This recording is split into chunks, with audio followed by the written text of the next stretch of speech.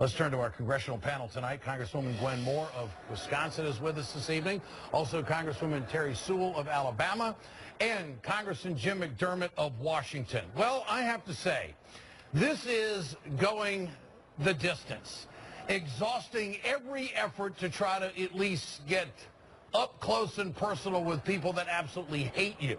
Jim McDermott, can you deal with these guys at all? Well, Ed, I really don't think so. I think that as long as Mitch McConnell is worrying about Ashley Judd and some candidate on the far right attacking him, he's going to continue to use the filibuster to tie up the Senate and make it impossible for majority rule in the United States Senate. If you don't have majority rule in the United States Senate, you will never get anything over to the House that will force John Boehner to put it on the floor and let the Democrats and a few reasonable Republicans pass it. That's what happened with the violence against women law, and that's what's going to happen on all this budget stuff. It is not going to be done with John Boehner having full control of his own caucus. Yeah. He has to get it out of the Senate, and Mitch isn't going to let him. Congresswoman Moore, is the president going the extra mile tonight? Can he make any gains behind closed doors?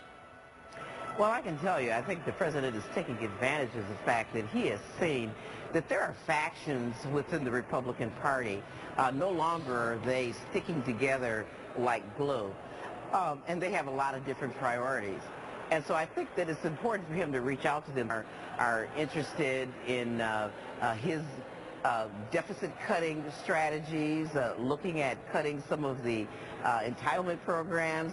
Others don't really care that much about defense spending. And I think the president is sort of taking advantage of the various factions that there are. He has seen that Boehner nor Mitch McConnell can deliver the votes.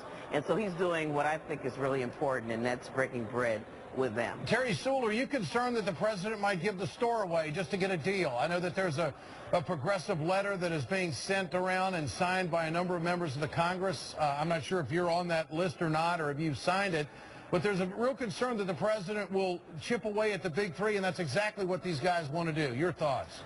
Well, look, I think it's really important that he reach out to the Republican Party. I think that he's been asked several times that to reach out, and I think outreach is really important. Of course, I think hope springs eternal, but we should be prepared for the worst.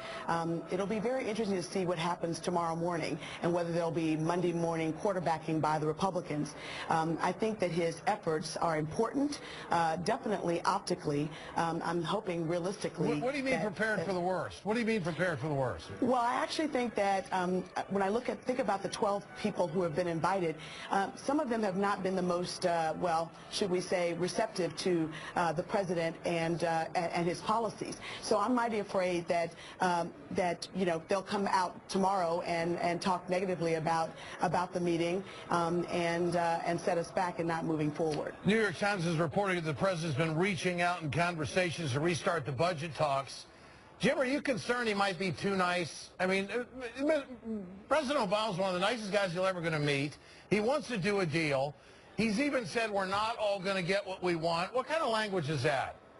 Well, the president has, I think, gone the extra mile with the Republicans too many times, frankly.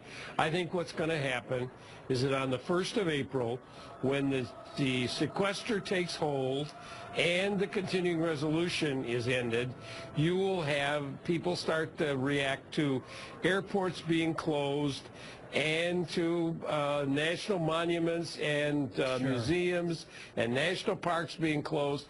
People are going to begin to see the chaos that's being created by the Republicans in all this manufactured budget stuff. I got to ask you, today the House passed a bill extending federal funding to keep the government operating past March 27th.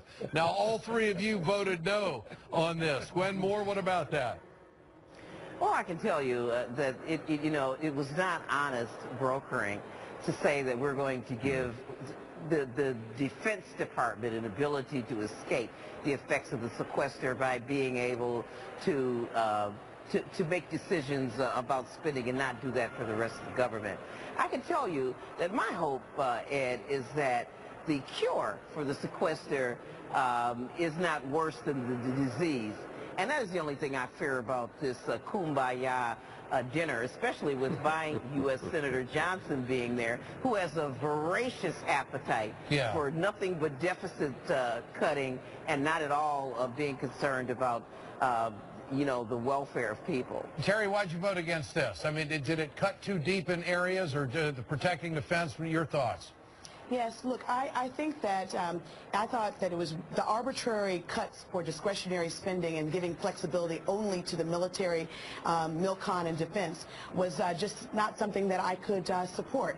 At the end of the day, I think that we're all about deficit reduction, but it's in a strategic and targeted way and not an arbitrary way. And I don't think that giving flexibility only to defense and military is what the people that I represent would be supportive of. I give these guys maybe 10 minutes after the meeting before they're in front of the media, conservative media, ripping into the president or something that was said at this meeting tonight. But you got to give the president credit for at least trying to do something about it. Great to have all of you with us tonight. Congresswoman Gwen Moore, Terri Sewell, and Jim McDermott. Good to have you on the Ed Show. Thank you.